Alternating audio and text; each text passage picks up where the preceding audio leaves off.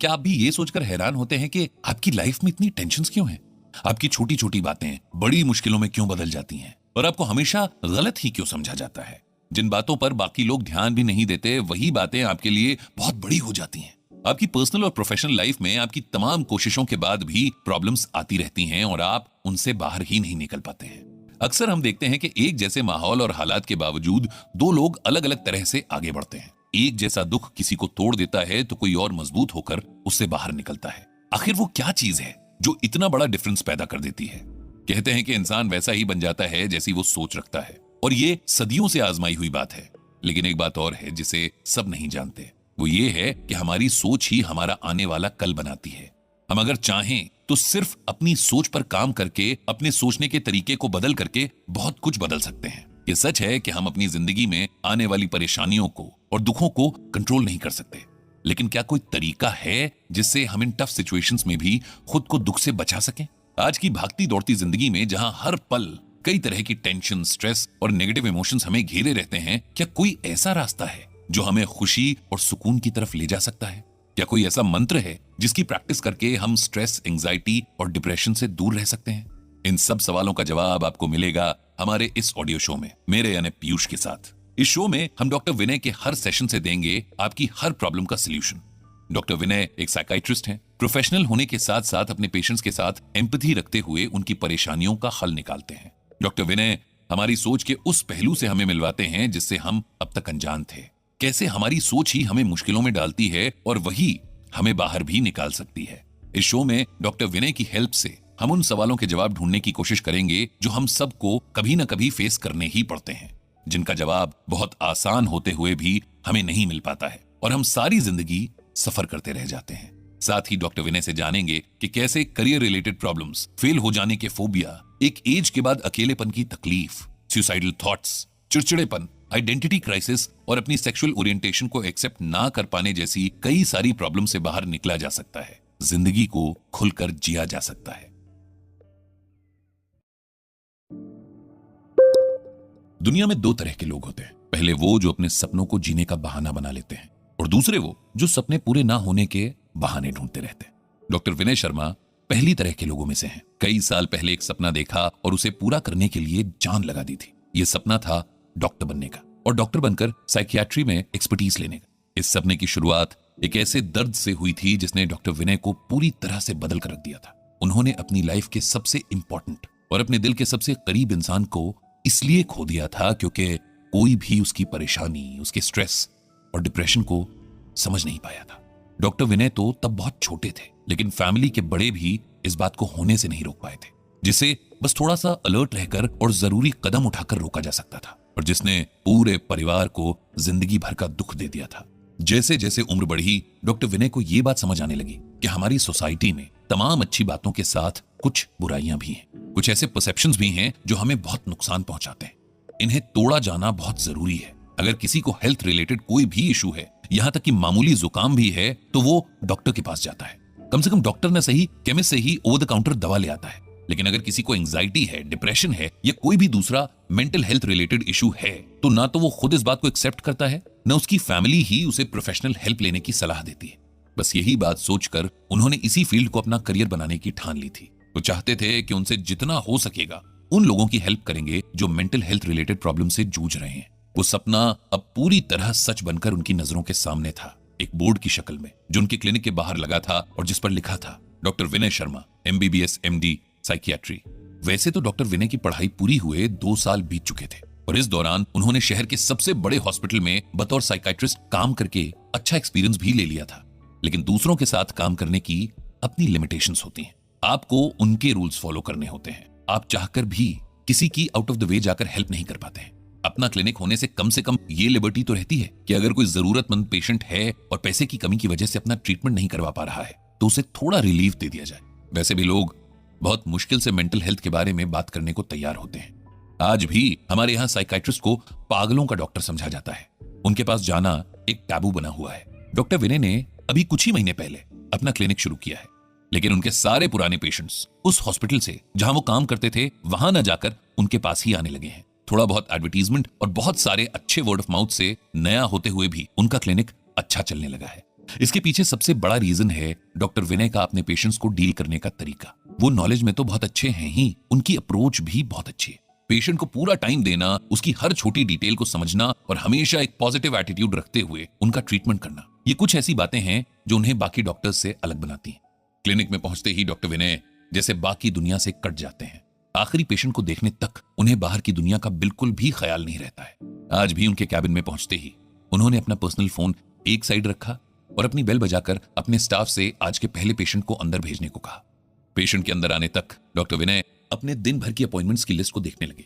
आज का दिन काफी बिजी रहने वाला है, उन्होंने मन में सोचा।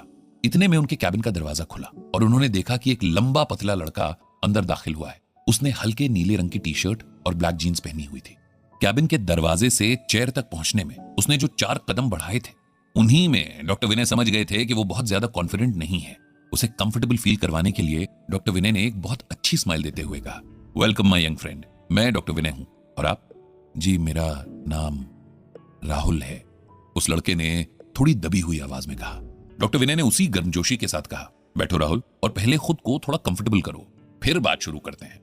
राहुल बैठ गया तो डॉक्टर विनय ने उसे कुछ सेकंड्स दिए ताकि वो खुद को ठीक से एडजस्ट करे और फिर बात शुरू हो। डॉक्टर विनय को राहुल के माथे पर पड़ी शिकन से साफ अंदाजा हो रहा था कि वो बहुत ज्यादा डिप्रेस्ड है। यही सब सोचते हुए उन्होंने राहुल से पूछा, हाँ जी राहुल, मैं आपकी क्या हेल्प कर सकता हूं? इस बात के जवाब में अपनी दबी आवाज से राहुल ने बस इतना कहा, मैं कुछ प्रॉब्लम्स फेस कर रहा हूं, लेकिन मुझे समझ नहीं आ रहा है कि मैं उनका सल्यूशन कैसे निकालूं। डॉक्टर विनय बहुत अच्छी तरह से राहुल की झिझक को समझ गए। मेंटल हेल्थ रिलेटेड प्रॉब्लम्स के बारे में बात करना अभी भी हमारी सोसाइटी में टैबू है और राहुल भी तो इसी सोसाइटी का पार्ट है, इसमें उसकी कोई गलती नहीं।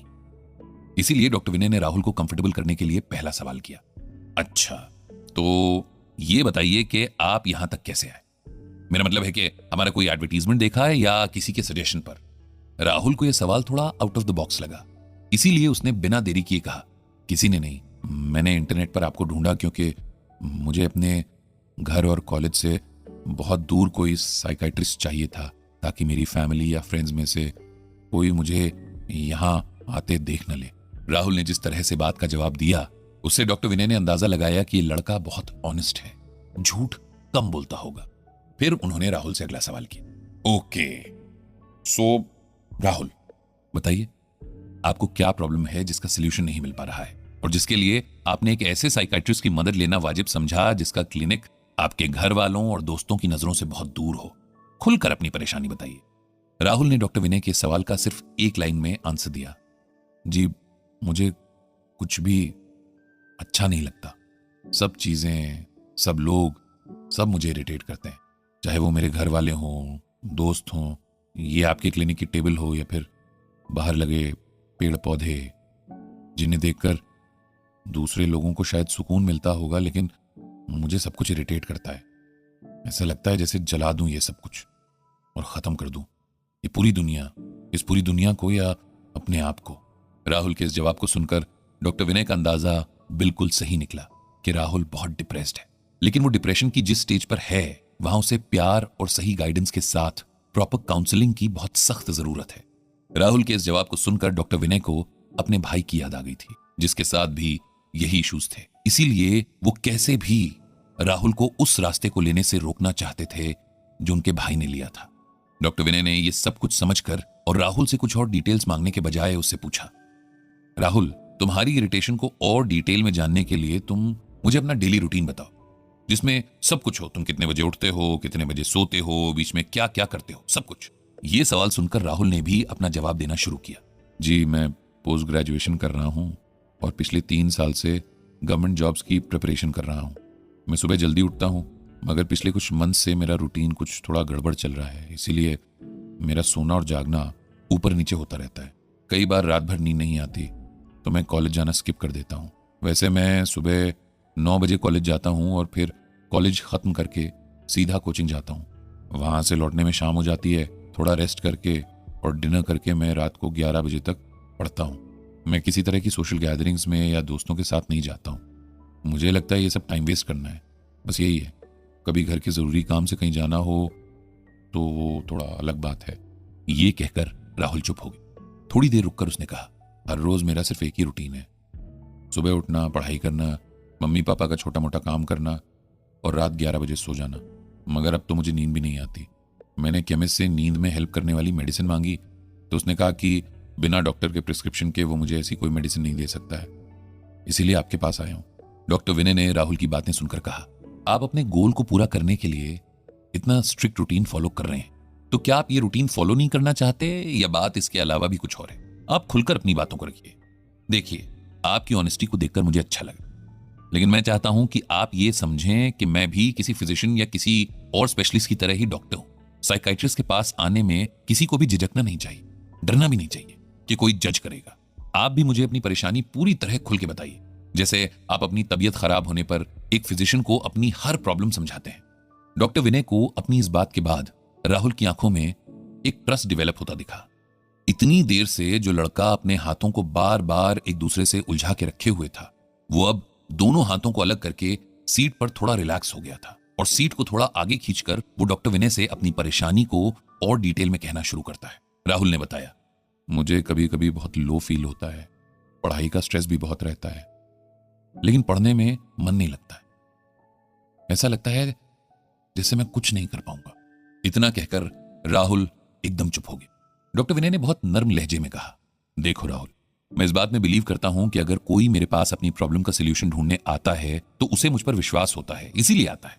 लेकिन कई बार कुछ लोग खुलकर अपने बारे में नहीं बताना चाहते। ऐसा करने से उनका ही नुकसान होता है, क्योंकि ना तो उनको प्रॉपर ट्रीटमेंट मिल पाता है और ना उनकी प्रॉब्लम सॉल्व हो पाती है।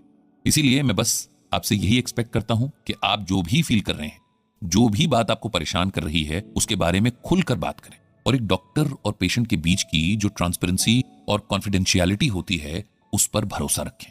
डॉक्टर विनय की बात सुनकर राहुल थोड़ा और रिलैक्स हुआ। उसने अपने बारे में बताना शुरू किया। उसने बताया कि वो एक बहुत सिंपल मिडिल क्लास फैमिली से बिलोंग करता है। उसके पापा एक गवर्नमेंट ऑफिस में क्लर्क थे और काफी पहले रिटायर हो चुके हैं। उनकी माँ एक सीधी सादी हाउसवाइफ है। राहुल से बड़ा एक भाई है जो 2 साल पहले ही रेलवे में भर्ती हुआ है। उसकी जॉब तो सरकारी है, लेकिन सैलरी कुछ खास नहीं और उसकी पोस्टिंग भी बहुत दूर हुई है, इसीलिए वो सिर्फ अपना रहना खाना ही मैनेज कर पाता है। फैमिली की फाइनेंशियल हेल्प नहीं हो पाती है। राहुल ने बताया कि घर का सारा खर्च और उसकी कोचिंग, एग्जाम फी वगैरह का खर्च उसके पापा की पेंशन से चलता है और उनकी पेंशन भी कुछ खास नहीं आती है। राहुल के पेरेंट्स, खासकर उसके पापा, चाहते हैं कि वो सरकारी जॉब ही करे और जब से उसके भाई की सरकारी जॉब लगी है तब से तो उन्हें पक्का यकीन हो गया है कि राहुल भी कोई ना कोई एग्जाम निकाल ही लेगा। इतना बताकर राहुल चुप हो गया। अब डॉक्टर विनय ने उससे पूछा, पापा को जो लगता है वो तो उनकी बात है राहुल, आप बताओ, आप अपनी लाइफ से क्या चाहते हो? राहुल ने बहुत उदास आवाज में कहा, मेरे पापा ने हम दोनों भाइयों को पढ़ाने लिखाने के लिए बहुत स्ट्रगल की है। हमेशा अपनी हैसियत से ज्यादा हम पर खर्च किया ताकि हमें कभी कोई कमी महसूस ना हो। हमने उन्हें हमेशा अपना मन मारते हुए देखा है। हमारा फ्यूचर बनाने के लिए उन्होंने कभी अपनी जिंदगी को खुलकर जिया ही नहीं। मैं अपने पेरेंट्स को वो सारी खुशियां देना चाहता हूं जिन्हें वो डिजर्व करते हैं, और आजकल तो खुशियां पैसों से ही खरीदी जा सकती हैं। इसीलिए मैं भी चाहता हूं कि एक सिक्योर और रिस्पेक्टेड जॉब मिल जाए ताकि हमारी फैमिली के अच्छे दिन आए। मैं किसी प्रेशर की वजह से कंपेटिटिव एग्जाम्स की प्रिपरेशन नहीं कर रहा हूं। मैं खुद भी अपने लिए यही चाहता हूं। लेकिन राहुल एक बार फिर चुप हो गया। डॉक्टर विनय ने उसकी बात को आगे बढ़ाते हुए कहा, लेकिन क्या राहुल? इस बार राहुल की आवाज में उदासी से ज्यादा परेशानी झलक रही थी। उसने कहा, लेकिन 3 साल लगातार कोशिश करने के बाद भी जब सक्सेस नहीं मिल रही है तो मैं हिम्मत हारने लगा हूं। मैं हर वक्त बहुत ज्यादा टेंशन में रहता हूं। मुझे बात बात पर गुस्सा आता है, डिप्रेशन जैसा फील होता है, नींद नहीं आती है, पढ़ने में मन नहीं लगता है। कभी कभी तो लगता है कि मेरी जिंदगी बेकार जा रही है, यहां तक कि मरने को दिल चाहता है। लेकिन फिर पेरेंट्स का ख्याल आ जाता है तो मैं खुद को समझा लेता हूं। राहुल की ये बातें सुनकर डॉक्टर विनय समझ गए कि राहुल को एक्चुअली अपनी हार से डर लगता है। वो अपने फेलियर से डील नहीं कर पा रहा है, और जब तक वो अपने फेलियर को ओवरकम नहीं करेगा तब तक राहुल ऐसे ही फेल होता रहेगा और उसी लूप में फंसकर रह जाएगा। लेकिन ये सब कुछ राहुल को बताने के बजाय डॉक्टर विनय ने राहुल से दूसरा सवाल पूछा, अच्छा ये बताइए कि आपके दोस्त कितने हैं? राहुल ने सोचते हुए कहा, पढ़ाई की वजह से मैं बहुत सोशल नहीं हो पाता हूं। कॉलेज में जो दोस्त हैं उनका अपना लाइफस्टाइल है जो मुझसे अलग है, इस वजह से मैं उनके साथ एंजॉय नहीं कर पाता हूं। 1-2 अच्छे दोस्त हैं जो मुझे समझते हैं, लेकिन पिछले कुछ महीनों से मेरा उनसे भी बात करने को मन नहीं करता है। अच्छा, तो एक्सेप्ट पढ़ाई आप अपना एंटरटेनमेंट कैसे करते हैं? आई मीन, आपकी पढ़ाई के अलावा हॉबी क्या क्या है जिन्हें करके आपको अच्छा लगता है और फ्रेश फील होता है। राहुल ने जवाब दिया, स्कूल टाइम में मुझे एक्टिंग का बहुत शौक था। मैं स्कूल के थिएटर ग्रुप में भी था और मैंने बहुत सारे प्लेज में भी पार्टिसिपेट किया था। लेकिन बड़ी क्लासेस में आते ही मेरे पेरेंट्स ने मुझे इस हॉबी के लिए डिस्करेज करना शुरू कर दिया। उन्हें लगता था कि ये सब सिर्फ टाइम वेस्ट करने वाली एक्टिविटीज हैं, इनसे कुछ नहीं मिलने वाला। पेरेंट्स के प्रेशर में आकर मैंने भी अपनी हॉबी छोड़ दी। राहुल जो भी बता रहा था डॉक्टर विनय उसे नोट कर रहे थे। राहुल के पास अब बताने को कुछ खास नहीं था, ये बात डॉक्टर विनय समझ चुके थे। इसीलिए उन्होंने राहुल से सवाल करना छोड़कर बात करना शुरू किया। राहुल, मैंने आपकी सब बातों को बहुत ध्यान से सुना है और जितना मुझे समझ आया वो ये है कि आप एक बहुत सिंसियर इंसान हैं, सेंसिटिव भी हैं। आपके लिए आपके पेरेंट्स और आपकी फैमिली बहुत मायने रखती है, ये अपने आप में एक बहुत अच्छी बात है। लेकिन आप एक बहुत जरूरी बात को नजरअंदाज कर रहे हैं। आपको खुद को नहीं पता कि आपकी असली प्रॉब्लम क्या है। डॉक्टर विनय की यह बात सुनकर राहुल थोड़ा शॉक्ड हुआ, लेकिन उसे लगा कि डॉक्टर को ही उसकी बात समझ नहीं आई, इसीलिए अब वो बहाने कर रहे हैं उससे पैसे ऐंठने के लिए। राहुल ने भी ये सब सोचते हुए डॉक्टर विनय से कहा, तो डॉक्टर साहब इसीलिए तो मैं आपके पास आया हूं, आप बताइए मुझे क्या हुआ है और दवाइयां दीजिए उसे सही करने के लिए। राहुल की यह बात सुनकर डॉक्टर विनय थोड़ा मुस्कुराए और उसे जवाब दिया, देखो राहुल, तुम जो इश्यूज फेस कर रहे हो उसका सोल्यूशन तुम्हारे पास ही है। ये कहने में थोड़ा अटपटा लगेगा लेकिन यही सच है। तुमने मुझसे कहा कि तुम्हें इरिटेशन होती है जिस भी चीज को देखते हो, लेकिन ये इरिटेशन होती क्यों है इसका जवाब तुम्हें खुद ही ढूंढना पड़ेगा। इस जवाब को ढूंढने में मैं तुम्हारी हेल्प कर सकता हूं, लेकिन जब तक तुम अपनी आंखों से खुद इस जवाब को नहीं देखोगे मेरी बातें तुम्हें फिजूल लगेंगी। राहुल को डॉक्टर विनय की यह बात कुछ ज्यादा खास समझ नहीं आई और उसने पूछा, बताइए फिर कैसे मैं अपनी इस प्रॉब्लम का सोल्यूशन ढूंढ सकता हूं। डॉक्टर विनय ने राहुल की आंखों में देखा जो कि बिल्कुल डल थी, लेकिन अंदर से एक रोशनी उनकी कही बातों का जवाब ढूंढने के लिए उतावली हो रही थी। ये सब देखकर डॉक्टर विनय को समझ आ गया था कि राहुल खुद अपने ट्रीटमेंट के लिए रेडी है, लेकिन वो कंफ्यूज्ड है कि क्या सही है और क्या गलत। इसीलिए ज्यादा देर किए बिना डॉक्टर साहब ने राहुल से कहा, इस सवाल का जवाब मैं तुम्हें एक कहानी के जरिए देना चाहूंगा, लेकिन वो कहानी मैं तुम्हें अगले वीक सुनाऊंगा, तुम्हारे अगले सेशन में। तो अब तुम्हारा टास्क है कि नेक्स्ट सेशन से पहले तुम मुझे खुद से ये ढूंढकर बताओगे कि तुम्हें हर चीज पे गुस्सा क्यों आता है, क्या क्या तुम्हें इरिटेट करता है और पढ़ाई पर फोकस नहीं करने देता। राहुल को डॉक्टर विनय का ये होमवर्क थोड़ा इंटरेस्टिंग तो लगा, लेकिन उसे साथ में यह भी लगा कि नेक्स्ट सेशन में फिर फीस लगेगी जो उसके लिए अरेंज करनी थोड़ी मुश्किल होगी। डॉक्टर विनय ने राहुल की टेंशन समझ ली और कहा, मेरे क्लिनिक का एक रूल है, हम स्टूडेंट से पहले सेशन के बाद अगले 2 फॉलोअप सेशंस की फीस नहीं लेते हैं। इसीलिए तुम फीस की नहीं अपने जवाब की चिंता करो, जो कि मुझे अगले हफ्ते तक यानी नेक्स्ट फ्राइडे तक चाहिए। यह सुनकर राहुल मुस्कुराता हुआ कैबिन से बाहर आ गया। इधर